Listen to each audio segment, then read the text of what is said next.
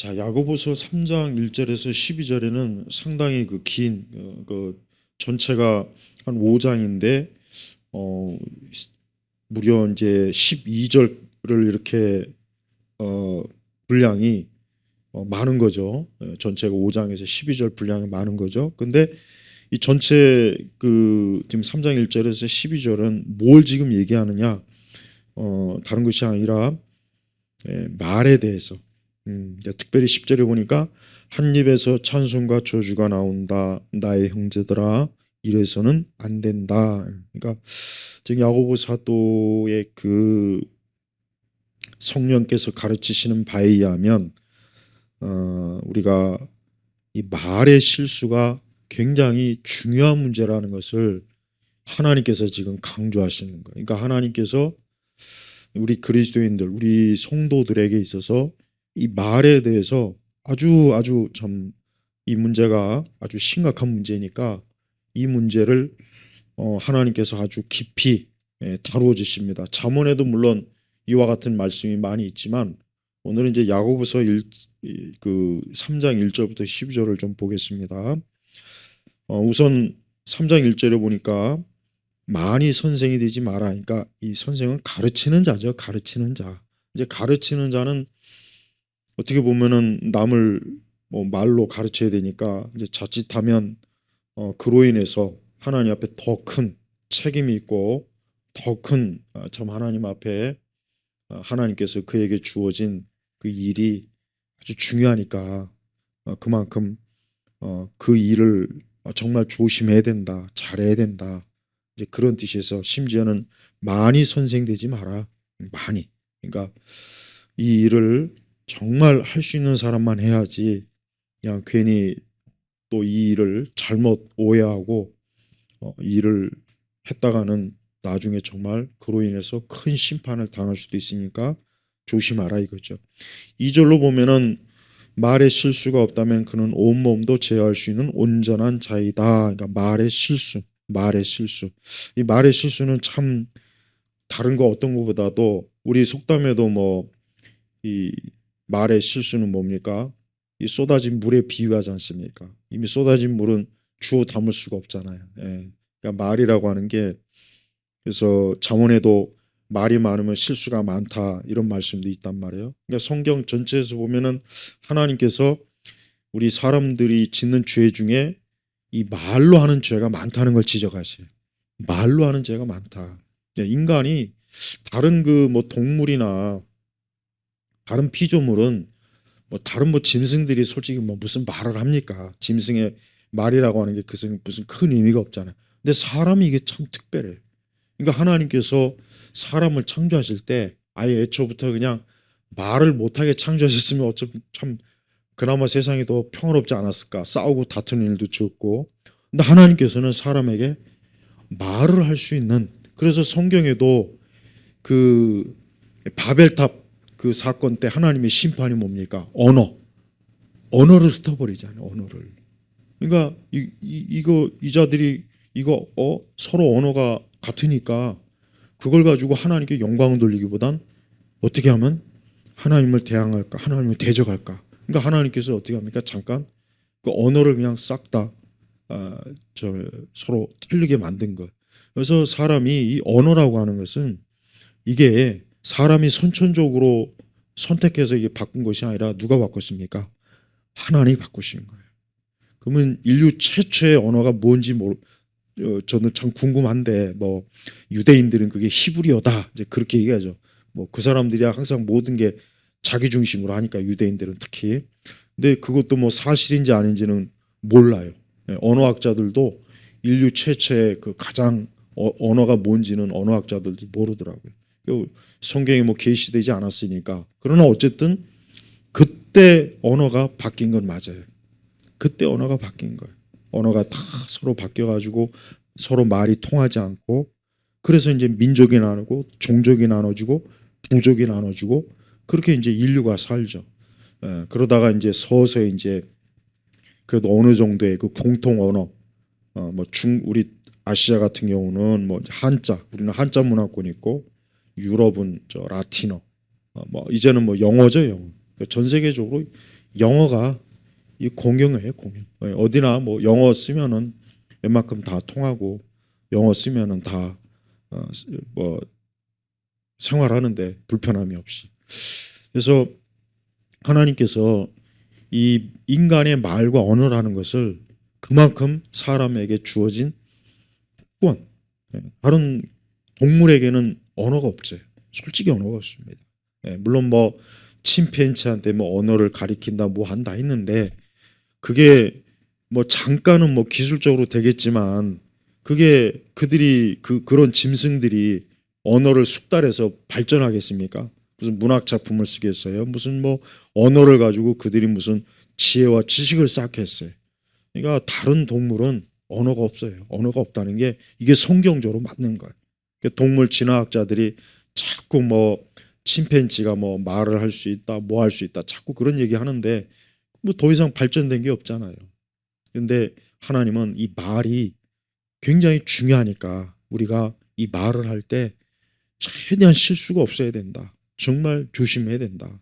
그렇지 않으면 여기 뭐라 했습니까? 5절에 보니까 이처럼 혀도 작은 지체이지만 큰 것을 자랑한다. 보아라. 얼마나 작은 불이 얼마나 큰 나무를 태우는가. 그 혀는 불이며 불의의 세계이다.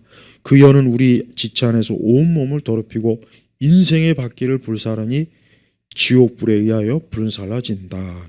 이게 참 무서운 말씀이에요. 굉장히 무서워요.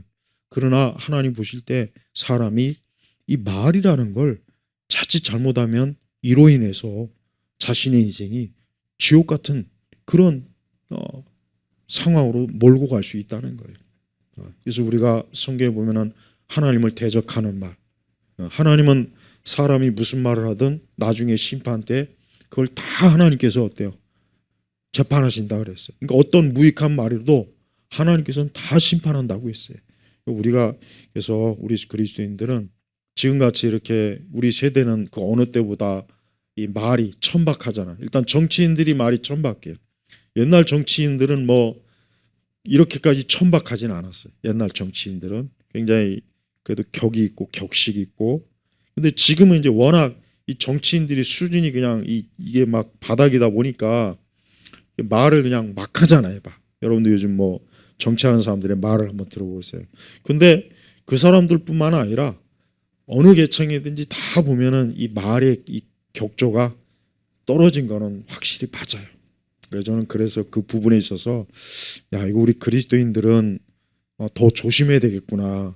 우리가 하나님 믿는 사람이고 우리가 성경을 읽고 아는 사람인데 우리가 자칫하면은 세상 사람들한테 말로 인해서 우리가 좀 크게 오해를 받거나 아니면 또 책을 잡히거나 그러지 않아야 되겠구나. 이제 그게 참 중요하다고 여겨져요.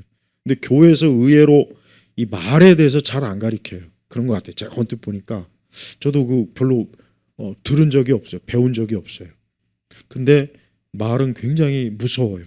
이 말은 시험에 들게 만들고 이 말로 인해서 또 고통을 받게 하고 이 말은 칼보다 더 무서운 것이고 이 또 말은 누군가에게 힘을 주고 누군가에게 또 참 살 소망도 주는 거예요.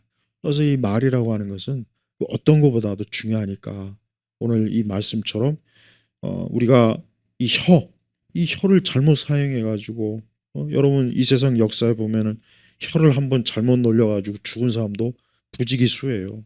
엄청나게 많습니다. 세상 어떤 이런 역사 이런 것들 보면은 혀를 잘못 써서 그만 그냥 한순간에 막 그로 인해서 죽고 집안이 그냥 완전히 폭삭 무너지고 그런 일이 많다고요. 그래서 우리가 이 말은 정말 조심해야 되고 그래서 7절에 온갖 종류의 짐승과 새 여러 가지가 다 길들여졌는데 8절에 혀는 아무도 길들일 수 없으니 억제할 수 없는 악이고 죽이는 독이 가득하다 했어요. 그러니까 혀는 길들여질 수가 없다는 거예요. 이게 뭔 얘기냐?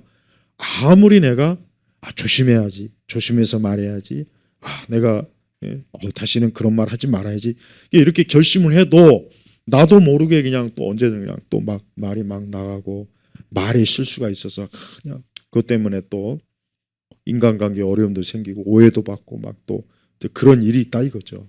근데 그만큼 이 혀는 여기 억제할 수 없는 악이고 죽이는 독이 가득하다. 그래서 9절에 그것으로 우리가 주님과 아버지를 찬양하기도 하고 그것으로 하나님의 형상대로 지음받은 사람을 저주하기도 하니 한 입에서 찬송과 저주가 나온다. 나의 형제들아 이래서는 안 된다. 샘이 어찌 한 구멍에서 단물과 쓴물을 내겠느냐 그랬죠. 예. 단물과 쓴물을 같이 내는 샘이 없죠.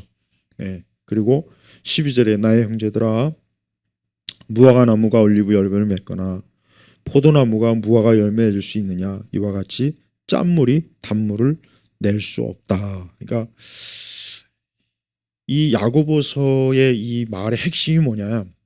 그리스도인들은 자신이 하는 말을 통해서 진짜 그 사람의 그 신앙이 드러난다는 거예요.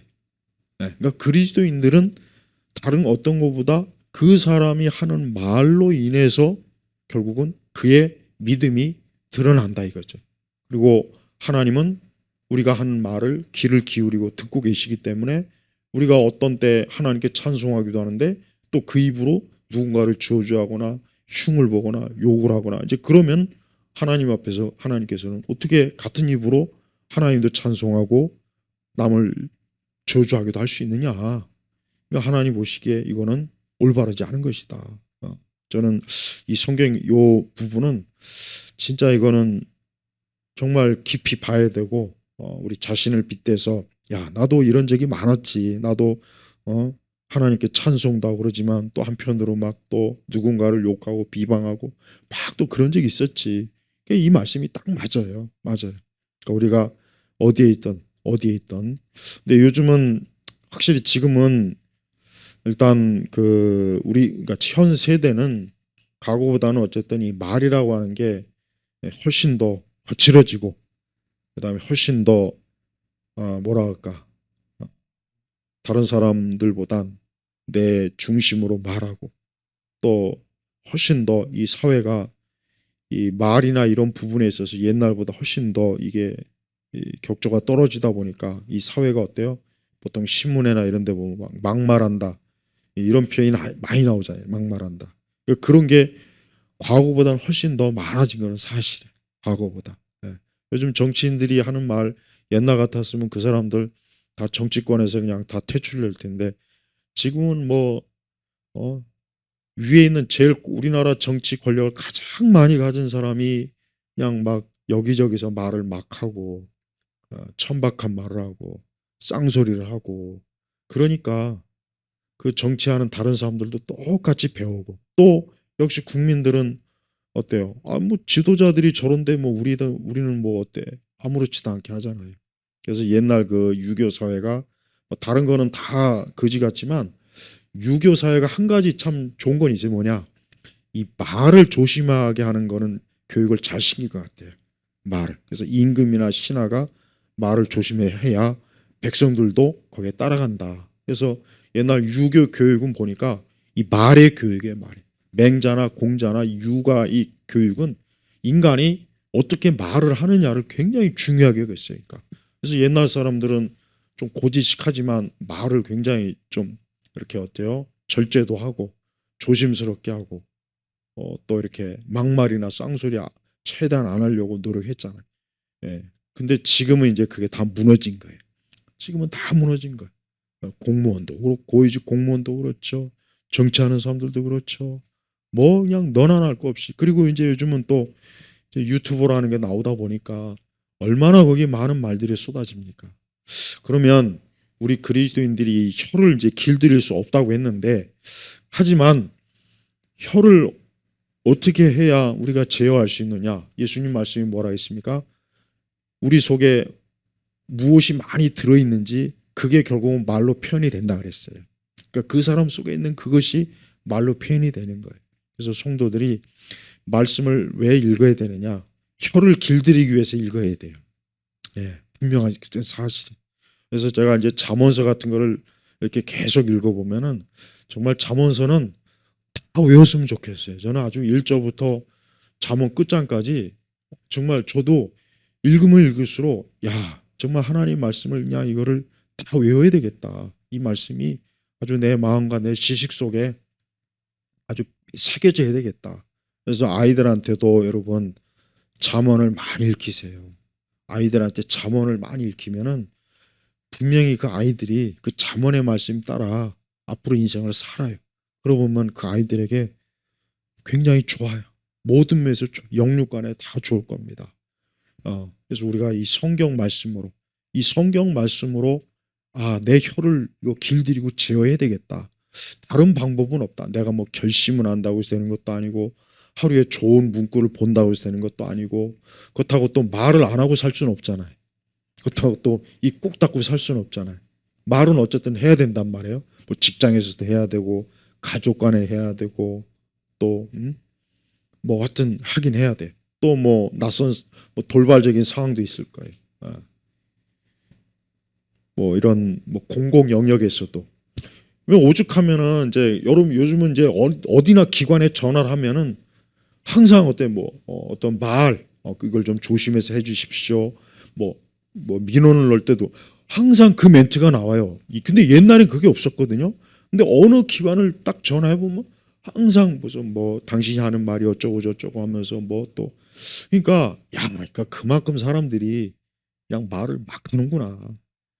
그러니까 뭐 일반 기업체든 저 뭐 이런 뭐 그 국가 기관이든 간에 먼저 그거부터 나와요. 그러고 나서 이제 뭐 통화가 돼요.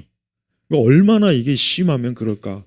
이제 그 생각이 드는 거야. 이게 사람들이 이제 자기 얼굴이 안 보이니까 그냥 말로 막 쏟아내고 욕도 하고 막 시비도 걸고 막 별 막 다 하니까. 그래서 제일 힘든 직업이 그 고객 대응하는 그 직업이 제일 힘들대요. 정말 힘들대. 뭐 별 사람이 다 있다고 하더라고요. 별 사람이. 예. 그러니까 그만큼 이 세상의 많은 죄는 말로 짓는 자가 아마 최고로 많을 것 같아요. 그래서 성도들은 오늘 말씀을 잘 기억해서 10절의 말씀 같이 읽어보겠습니다. 한 입에서 찬송과 저주가 나온다. 나의 형제들아 이래서는 안 된다. 이래서는 안 된다. 자, 하나님의 말씀입니다. 우리 모두가 이런 말씀을 보면서 우리가 지난날에 내가 하나님 앞에 그런 말은 하면 안 되는데 그런 말은 참 해서는 안 되는데 조심했어야 되는데 이제 그런 회개도 하고 또 앞으로 또 하나님 앞에서 복된 말을 하고 그러면 참 하나님께서 그로 인해서 기뻐하시고 또 영광을 받으실 것입니다. 자, 기도하겠습니다. 하나님 아버지, 우리가 그동안 살아오면서 또 정말 하나님 믿으면서 참 하나님 앞에 합당하지 않은 많은 그 많은 말의 허물과 죄가 우리 각자 아마 참 하나님 앞에 많을 텐데 그 모든 죄를 용서해 주시고 그리스도의 피로 씻어 주셔서 주께서 주의 종 선지자의 그 입을 불로 깨끗하게 참 씻으신 것처럼 우리의 입술도 성령 하나님께서 말씀으로 채우시고 성령의 거룩한 은혜가 넘치는 그러한 참 말로서 그런 말로 인생을 살도록 도우시옵소서. 감사하며 우리 주 예수 그리스도의 이름으로 기도 올렸습니다. 아멘.